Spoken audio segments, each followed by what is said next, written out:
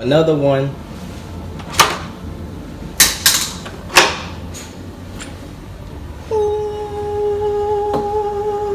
I don't understand how hard it is to just lock your lock. It's already hanging there.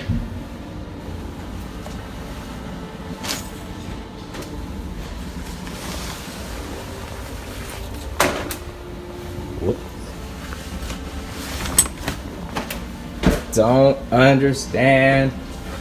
They're gonna learn today, or they're gonna learn tomorrow, or the day after that. I already did the last one, battle. Unless I missed something, you can double check it. Oh, you're good. I'm gonna go take out the. All right.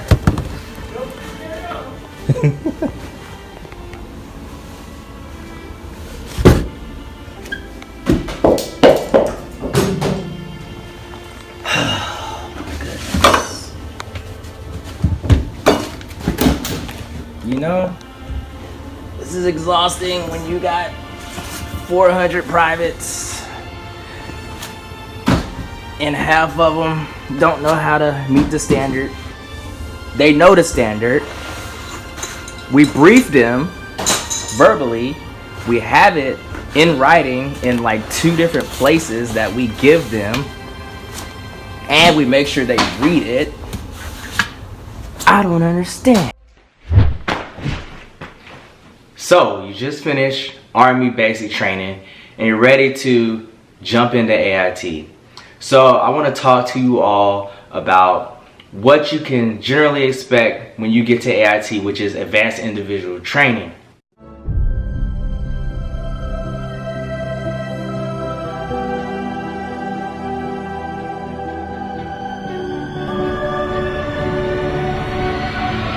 Drill Sergeant Simmons here, and I'm going to give you a quick overview on what you can expect when you get to AIT. So I get asked questions what AIT is like, and I normally give quick answers, but I wanted to hop on here and just create a video. That way you can reference something other than just asking onesies and twosies questions. So hopefully I can answer everything that you need to know, and then you'll be on your way and you'll have a better understanding of what you're about to get into when you get to AIT. So the first question is, what happens after I graduate Army basic training? So once you graduate Army BCT, you're going to begin the out processing process. You're gonna need to get all your belongings, everything from the barracks, everything's gonna get cleaned and everything. You're gonna get all your paperwork, and it's gonna be put in a packet, usually a manila packet, to take to your AIT. Once everything is complete with that and you check out, usually you're required to check into AIT as soon as possible. They'll provide you with either a flight or a bus to your designated AIT location. All right, so the next question is, do soldiers come home after basic training? Soldiers are not given time to go home after they complete basic training. When you check in for AIT, it's usually often the day after graduation, where you're shipping off either by bus or flying to your AIT location. It could possibly be the same day, given that your AIT location is where your BCT location was. Next question, how long is AIT? Advanced Individual Training ranges from 4 to 52 weeks. It all depends on your MOS. After graduating from basic training, soldiers, they will go to AIT, where they will complete their phase 4 and phase 5 before joining their unit. So the next question is the phases, the breakdowns for the phases, what you can and can't do. So phase 4, your phase 4 AIT is going to consist of probably about 3 weeks. Within those 3 weeks, you're probably going to be trying to do certain things in order to phase up. But within those 3 weeks of your phase 4, you're still continuing the soldierization process. You're continuing to build on the Army values that have been instilled in you during basic training. You're also gonna start focusing on your MOS skills. Hopefully you get a class right away once you get to AIT. During this phase, soldiers, you're gonna continue to receive more privileges such as phone time and weekend liberty, if you will say. So once you get phase 5, it can range from anywhere from a few weeks to multiple months, depending on you and how well you can pass a PT test, get different inspections done in order to receive your phase up to phase 5.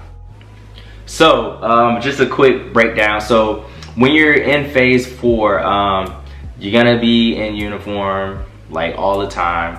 You'll have access to authorized areas on post. You won't get weekend passes. You can't leave post during the week, and you won't have your civilian clothes. Once you hit phase 5, authorize your civilian clothes in your free time hours. You get on and off post passes during the weekends.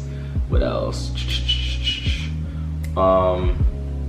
You can wear your civilian clothes on post during the week after certain hours, but you must wear your uniform during formations.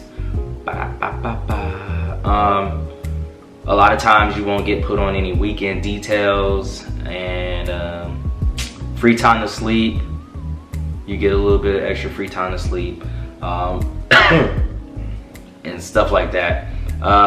Then you also got a phase 5 plus, which is almost like the same thing, but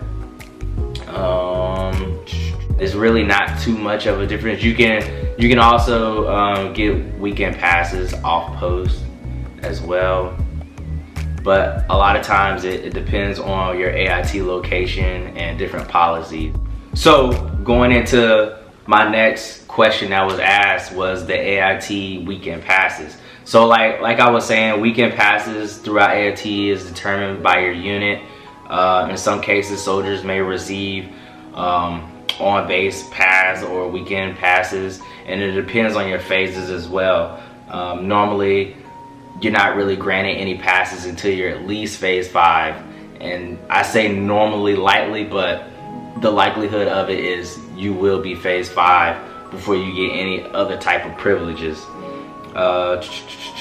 Passes are approved by the unit. There is no guarantee you're gonna get those passes. It just all depends on basically you. Everything is on you. Throughout the time that you're in AIT, you'll be granted privileges including like overnight passes, the weekend passes, but soldiers will be limited to the amount of distance you can go with those passes. You really, most cases, you're not allowed to travel like over 50 miles from the base. You may also receive your personal phones, also receive more time to use those personal phones, and yeah, FaceTime your mama. So after you successfully complete all your phases, you completed your instruction on your MOS, you're gonna have a graduation ceremony. It's not gonna be as lavish as Army basic training, being that your class is probably smaller, so it's gonna be a more intimate setting. It probably will last maybe no more than 30 minutes to an hour. I'm leaning with 30 minutes because usually it's not that long. Like I said, your classes are shorter. You'll have a guest speaker and then you'll just roll through. And then once you've completed AIT and graduated, you're gonna head off to your unit. More than likely, you're gonna get like 10 days of leave. You could take A-strap, which is the program to do hometown recruiting. You could do that. If you're going overseas, you'll get 14 days of leave for sure. And yeah, that's pretty much it.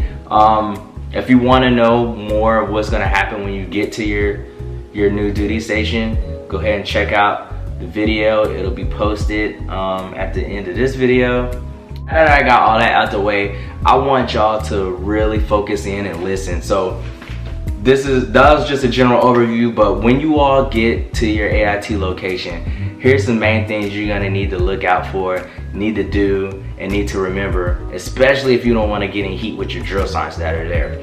So coming from my perspective, when you get there, don't act all cocky like you're good and know everything just because you completed Army basic training. Yes, you're a warrior now, you've earned that title to be called soldier, but hey, when you get to AIT, you messing up, I'm gonna call you trainee. And I'm pretty sure a lot of your drill sergeants gonna be calling you trainee. But you earn that right to be called soldier, and when you get there, we'll call you soldier as such until you prove otherwise. So when you get to your AIT, all customs and courtesies are still in effect. You're a soldier now, you know what to do. Addressing NCOs, cadre, drill sergeants as such, none of that stuff has changed and off the table. You can still get corrective training.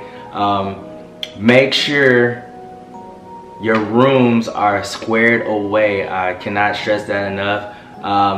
You'll tend to get relaxed when you get to AIT because it's a little bit more relaxed. Don't get me wrong, you're in a more of a classroom setting environment, but everything is still applicable as far as room standards, uniform standards, all that stuff remains the same. So lock your stuff so your room don't get tossed. Make sure your uniform is squared away and just be on time and you'll be successful in AIT. That was my quick little tidbit other than the general information that I provided. So y'all go out there, be great, learn your MOS, get very proficient at it because the Army is relying on you future soldiers to carry the torch and do what must be done to win our nation's wars. Anyways, I hope this video was helpful to you going forward. And remember, you only got one life. Stay humble, be great, love yourself so you can love somebody.